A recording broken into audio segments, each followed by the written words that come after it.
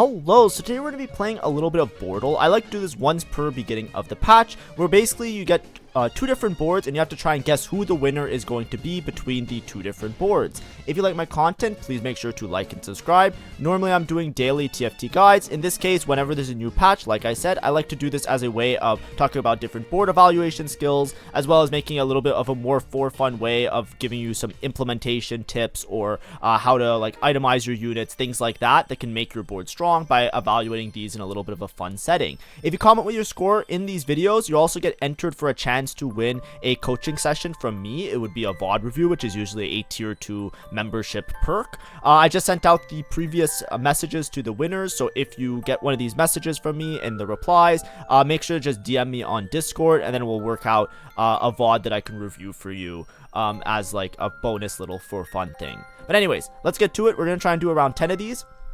We have two different Star Guardian boards against each other. We have Syndra with some utility, but also a Sniper emblem.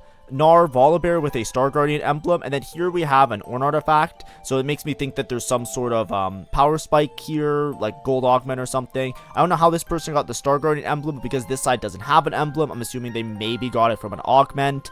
Of course, there is an augment data, so we're going to try our best to figure out which board is stronger. On this side, we basically only have the Rel upgrade, no real frontline synergies. Here we have the Cassante, which is really hard to deal with, and the Xayah.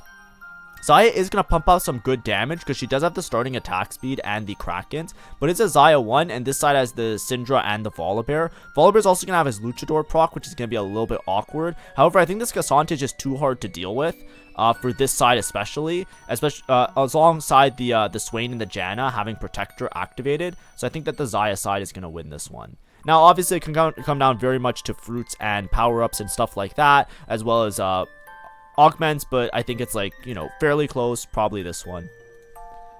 Anyways, here we have like the Yuumi board. I think the Star Guardian board is a lot more reliable, a lot more strong on the current patch versus a Soul Fighter board. So Soul Fighter is very interesting because Soul Fighter, it's kind of like a curb stomper if you have a Gwen and you have like a strong mid game, versus the Leona and the Yuumi. Basically, if this Yuumi can scale up long enough, then this side is going to end up doing more damage. Additionally, we have Malzahar with the full spread damage. I think this is a really good setup. The only thing I would say is, like, this is very nitpicky, but I think maybe like losing utility on the Leona and putting the Spirit Visage on the Leona might help a little bit, because she really needs to survive in order to do a lot of damage. But here, you know, it's Gwen 1, no real items. We have the Braum. Braum's gonna like toss this Rakan like salad, but he's gonna take a while to get to Leona. And then obviously the set's gonna be hard to chew through. Fully upgraded on both sides, but this side looks like it's very far ahead, because we're also level 9 with the 5 Prodigy in, which makes me think the Yuumi board actually wins it. Yeah. I think that this side's also fine. If it had a Gwen 2, I think for sure. I think the Yuumi just scales up before the Samira does damage, right? Soul Fighter, really good at stage 4, but then unless you have your upgraded legendary units, it starts to fall off against boards like these, because if they can just stall out long enough, which it probably will do with the Cassante to Leona 2, then you're just not going to be able to keep up with the damage. Yuumi's just going to clear everything. But it's really strong earlier. That's the main benefit of Soul Fighter, because you get all the stats and the HP. So don't look at it and think that it's like shit. It's just like is. Here we have Broken Synergy. Intervening Locket on Garen is basically like insane. He just constantly casts, constantly heals. They also put a Spirit Visage. I don't know what this person's item setup was. Now, obviously, it makes sense to try and win streak with this, but Spirit Visage feels like a waste. I think you would want maybe another mana item. It's hard to say, but I think it's good enough, right? Spirit Visage with the Intervening Locket, like, it's fine. It's fine, right? There's nothing bad about it. But this guy's just gonna be so impossibly hard to kill. It's just like, it just feels a little bit like weird, because it's like this already heals and generates mana, and then this heals, generates mana. But other than that, it's fine. This Garen's basically gonna be unkillable. Aatrox, Zac, Lucian can snipe the backline, and we do have some item slammed here, but I think this Garen's just too hard to deal with. Yeah, it's just a broken artifact synergy if you know about it. You can basically like take a 2-star Garen, and it'll just basically constantly be gaining HP until like you can just fast 9 off of it sometimes. Like, it's actually absolutely broken. Anyways, we have this one we're gonna have to count, because when there's emblems like this, it doesn't necessarily it doesn't easily show it at the bottom, like the exact synergies. But basically we have some sort of mech board. Looks like this person's maybe taking a prismatic like flexible to play flexible mech. I think it's a lot worse now, because mech is just so much worse that you don't have the win condition of hitting the Yone, so it's just so much harder to play around, because you have to like you know, after the mech fruits got nerfed, you basically have to be like a level 9 board, and then even then there's better options if you're going level 9. So it's a really awkward line to play, but maybe it's broken with flexible, who knows. Then we have Volibear, 2 items slammed here, 1 item on set, that's fine. We have Edgelord Luchador Emblem. This is actually really funny, because I have a video on my VOD channel where I had a similar emblem, and it was like very, very broken, very, very easy first. But we can see that there's probably prismatics at play here, but we can probably account for the 2 prismatics with just these units ahead of here. Volibear, we're gonna have Luchador active, that's what I was saying, even though it doesn't show here. It just doesn't count the emblems on dummies and stuff. So we have Luchador active. This guy's going to be really strong. He's starting on the right side because I think Kallista's not going to target him, and then Senna's also not going to target him. We have the set. We have Soul Fighter. I believe we have 4 Soul Fighter. No, we only have 3 Soul Fighters. Okay, so we only have 2 Soul Fighter active, 4 Juggernaut. Pretty reliable front line versus this side where we have 1, 2, 3, 4. We have 4 Juggernaut on this side. Nefiri with triple items as well. It's actually really tough, because Nefiri does stall out a lot and do a lot of damage, but I think that the Volibear will actually just go rampant here. And we also have Syndra in the back and Ezreal in the back that's going to do a good amount of damage, just scaling up with Prodigy. So I think the Misfortune side wins. Yeah. Just too many threats on that board. Now we have a... What is this? Nefiri Callista. We have 2 items slammed. Here we have an adaptive on slam on this side. Both sides have a Nefiri too, so you can kind of treat it like canceling out. This side is just 3 Soul Fighter, Protector in, and Juggernaut. We also have Sork activated. Callista is still going to snipe the backline here, which is pretty fun, which is pretty good. We have Protector active here. Then we have Viego and Mundo. I think with these 2-star units, this front line is going to be too hard to chew through. I don't think Janna can easily kill the Callista before Callista snipes something. Now, Mundo isn't getting targeted first, so the Mundo will scale up, and it could also affect the Juggernaut. But this side, you have to understand, also has Juggernaut, and this Kennen is going to stun. So the Kennen probably is going to split the Mundo. He's going to go here. He's going to stun 2 units, right? He stuns the 2 nearest enemies. So it's going to be hard to deal with because there's not going to be focus fire damage on this guy. So I think it's definitely the top side wins that. All right. Doing pretty good so far. Here we have what looks like a crew kind of game, but we have a Wraith emblem on Malphite. A little bit confusing here. I'm not sure what's going on. These items look abysmal, but I don't know how we got to this part in the game. Right, we have double Jewel Gauntlet, we have a Hodge, we have a Guinsoo, then we have 2 Bloodthirsters, and I don't know what's going on. I'm going to be honest. This part's confusing me. Let's try and look at this side and we'll come back to it. We have Ashe with a Nashers. Oh, dear God. We have a Kale with a Nashers. Oh, God. That's even worse, maybe. 6 Duelist, a Soul Fighter emblem, and a Bastion emblem. Which I don't know how they got these. But this Bastion emblem does nothing. And the Soul Fighter emblem pretty much does nothing. Oh man, these are 2 very confused boards. This can be... I'm sure the 3 stars probably wins, maybe. But let me just explain some things if you want some tips on how to improve, right? 3 items on a tank is really important. 3 items on a carry is really important. Here we have carry items here and carry items here. It would be better just to put triple items, right? This Sivir that you have 2 items invested on, wouldn't it not be better to just give her the Guinsoo so that she can ramp up and do a lot of damage? Because she's obviously going to do more damage than something like the Ziggs here. Additionally, with these items, I feel like the item economy is very awkward. Because we have all of these items, right? Why do we have double Bloodthirster? Why do we have double Jewel Gauntlet? It feels a little bit awkward because, like, you know, if I look at these components, you can rearrange them into much better tank items. You can make, like, you know, Stoneplay, Declaw, like maybe not Stoneplay, you don't have a chainmail, but you know what I mean. Like, I feel like, you know, we can take those swords and make some backline items, maybe some AD style items for Sivir, and then split them with the Ziggs. But we have like triple Omnivamp here and like an awkward setup, but we're just kind of looking at this with 3 stars and then looking at this side. Then here it's like it's very confused as well. Ashe is mostly an auto attacker and we're giving her mana, and Kale is literally has no mana generation. She's literally a 0 mana unit, and we have a mana item on her as well, right? Actually 2 mana items on her, right? And then we're playing Kale, but we made a Void Staff, right? Kale does shred, so you don't make this, right? More often, Kale's an AP unit, or scales better with AP. We have Kraken here where we could put on Ashe, right? I'm assuming these are 2 in-between boards, or it's just 2 players that are maybe trying to cook something. but it's just like it makes it hard to fight judge because we don't know what their augment choices are because I'm not very confident about their boards in the first place. But I'm assuming that Shen Malphite is too hard for this to deal with. It's just that this side's damage with the Sivir not having an item that increases her casting, there's a chance that the Shen and the Malphite dies before the Ziggs and the Sivir are able to do enough damage here.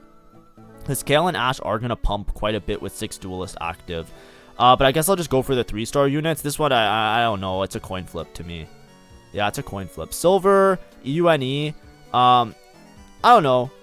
I think that's fine. Just, you know, if you're in Silver and you're trying to look at ways to improve, take some notes of what I was saying, right? Like, triple items are way more important. So don't split up your backline items. And then here, you know, I think a little bit of, like, you know, items synergizing with each other is going to be really important.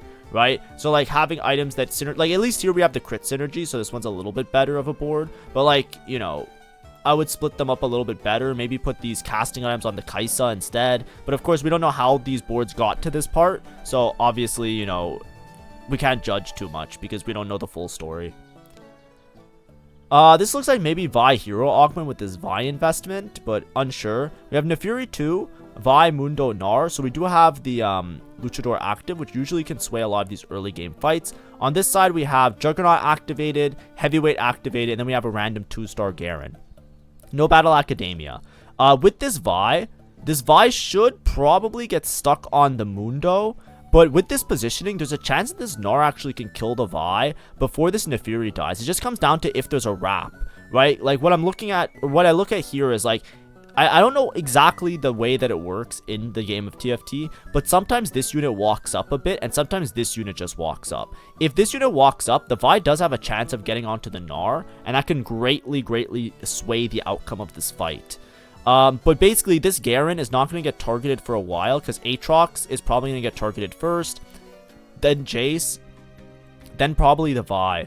Vi is ramping up, but I also don't think she's doing any damage. So I'm inclined to say the Gnar side wins, but this can really come down to fruits, right? If Nefuri doesn't have a good fruit, or if the fruit's on a Gnar and it's not a good fruit on Gnar, like maybe it's like one of the generating gold fruits, you know, something like that, then you're in an awkward spot where this side doesn't have damage versus this side if it has like good tank or damage fruits. But I'll just go for the Gnar side. Yeah, it's a little bit, it could come down to fruits, that one though. Could come down to fruits. Here we have two interesting boards. We have basically a solid Star Guardian board, Star Guardian Emblem and a Seraphine active. So it's actually going to be 7 Star Guardian here. We have Cassante 2 with triple items and a Poppy 2 with 2 items. Pretty good setup. And Jinx, we don't have a mana generation on her, but we do have a Winsu Rageblade, which can take the role of that. On the opposite side, it looks like we have a 4 Wraith board with a Malzahar. We have a Jarvan, which the Jarvan will likely stun this side, which will hit the Jinx, but there is a chance that he just jumps and spares the Jinx. That can really sway the outcome of this fight. And we have Udyr and Set and everything else. In terms of these boards, I'm a little bit more inclined to like the Star Guardian board, but one thing that's really important with Star Guardians is having the correct fruits. It's really hard to fight judge these without knowing the fruits, because specifically with Jinx, most her fruits are absolutely dog shit useless, but then if she has Gather Force, it makes such a huge difference because she has like one-shot potential for a lot of these boards. So it actually makes a huge difference whether or not the Jinx has something that's like really powerful or not. This side has the Varus as well. We have some anti. We don't have Shred Sunder, which is going to be a little bit hard on these units. But besides that, we have no items, and then we have the Jarvan that's going to jump away. Jarvan does have a Bramble, but to chew through the Poppy and the Cassante, we really ask ourselves whether or not this Malzahar and this Varus is going to snipe the Jinx. And I don't think it does before the Jinx is able to do damage here. I just don't think that top board is strong enough to chew through this front line. But like I said, it comes down to fruits, right? If Jinx has a useless fruit and Malzahar has like a really good fruit, like, you know, I'm assuming with the anti-heal, maybe this guy doesn't have Noxious Trap, but like, it's hard to say. And it really comes down to Jarvan stuns, right? If this Jinx gets stuck on Udyr and she gets stunned by Jarvan, and then Jarvan stuns this side a second time, we can run into some really serious problems on this side of the board as well. But I'm still inclined to say this side wins. I don't think they have Strategist active for Jarvan, so he shouldn't be too hard to kill, from what I can tell, right? No Strategist. Okay, I'll go with Jinx side. Nice. Here we have a Golem encounter. Oh boy, am I glad not to be playing TFT. It reminds me about this Golem encounter. Holy. What do we have here? We have Protector, we have Supreme Cell, so we have Darius with Supreme Cell active. Then we also have Juggernaut, so we have Heavyweight, Protector, active, that not here, and then we have 3 Supreme Cell Darius.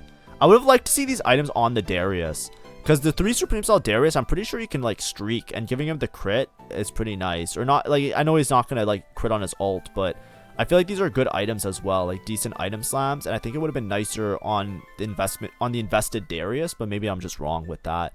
Or maybe they got the Darius later and they already invested into the Sivir.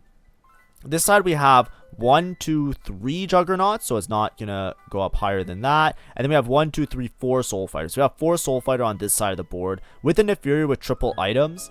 The Nefiri items aren't the greatest, don't get me wrong, and it just comes down to like, how strong is 4 Soul Fighter really? The 4 Soul Fighter is stronger than this Darius. I think this Darius is gonna have a hard time killing Nefiri. And I think this side's just going to do way more damage for the Kalista. But the problem is if the Nefiri dies, I think the Sivir can clutch up. This Kennen is going to be like lunch meat, right? He's just going to die very fast. I'm inclined to say the 4 Soul Fighter side wins. But this Darius can really chew through everything. And I'm unsure how much damage the Sivir does in this setup. It's also a heavyweight active on Darius and the Kabuko that gives the durability. But 4 Soul Fighter is a lot of stats. Like, this Nefiri should chew through this Golem, and then should chew through the Darius. And then we still have Viego, Mundo, Golem, Kennen, and the Kalista that can snipe some units here. I'm pretty sure the Nefiri side wins. Nice. Nefiri side wins. We're on 100% accuracy. To be fair, we haven't had a really challenging board today, but we're going to try and do this and see if we can get 100. It looks like Keeper's positioning here. On this side, what do we have? We have a Janna 1, a Rise. It looks like we're semi trying to trap the Janna. Maybe they're trying to like position for something. We do have an Echo with 2 items invested. It's an Echo 2-star as well. Jarvan and Kabuko. I think the items here, I would like some more consolidation on the items, right? I would like 3 items on Echo if we're trying to carry Echo. Or I would like, you know, maybe, well, I guess it's like extra tank, extra damage. But I would have preferred like, you know, triple items here type of beat, right? Like maybe don't make the IE, but we don't know how it worked out. Maybe they just picked it up later and it's just like a little bit awkward. But even if it's a AD item, I'd rather have it on the Echo because he still gets his ult to crit with that. You know what I mean? And then here, we don't really have any tank items, right? We have just Bramble and Eventrow, which is barely a tank item. We have Ashe with Executioner and a training dummy Executioner. I think Executioner is really good because it gives you a lot of true damage and it works well with like units like Ashe where they do a lot of they attack a lot. Then we have Rise with triple items. These items look abysmal on Rise, I think, maybe because we're making Jewel Gauntlet when we already have Executioner active. We're 5 Executioner on this board as well. I think 5 Executioner is a little bit bait, but this Ashe is gonna hit like a truck. I think this side just doesn't have damage is the problem, right? Like between this Rise and this Ashe and this Akali, like, this side doesn't have frontline, but this side, like, besides the Echo, this one's really hard to judge. Basically, like, I'm trying to determine, like, how much damage does this Janna 1 do versus this Ashe with Executioner Emblem. That's what I'm trying to determine in my head. But I'm trying to, like, count it out, right? I'm looking at this Kabuko. Kabuko's gonna be stunning, probably this way. Leona doesn't have Bastion activated either, so we just have a random Leona here for fun. We have to chew through the mech, the Udyr, before this ramps up. I honestly feel like this top side actually wins. I feel like the top side wins because I don't even think the Leona, like Leona's only invested damage thing is Bramble. Akali has no item, she's not going to do shit. And Katarina's not going to do shit. And I think that this Ashe is probably going to die before anything because like the Jarvan's gonna stun the Ashe. Right, look at this setup. These units are gonna walk up. Jarvan's gonna jump right in the middle here. So Ashe is gonna get stunned, so she won't even be able to ramp up that fast. And we still have Echo, which has a Gunblade as well. I don't think Janna is gonna die anytime soon. And then we also have these units and 4 Mentor activated ideally if we're doing Veteran Janna. Yeah, we'll just go with that side. GG, that's a 10 out of 10. Comment below what your score. Did you guys get 10 out of 10? I felt like these ones were a little bit easy. Not the craziest of guessing today, but you know that's how it is sometimes. But you know, hopefully I mentioned some things. Hopefully some things about positioning or the boards and their strengths and their weaknesses, as well as itemizations, was something you can take away from this. Tomorrow we'll get back to doing some normal style guides. I'm just trying to figure out what I'm going to do a guide on. But anyways, thanks for watching. Have a great day and see ya. Bye bye.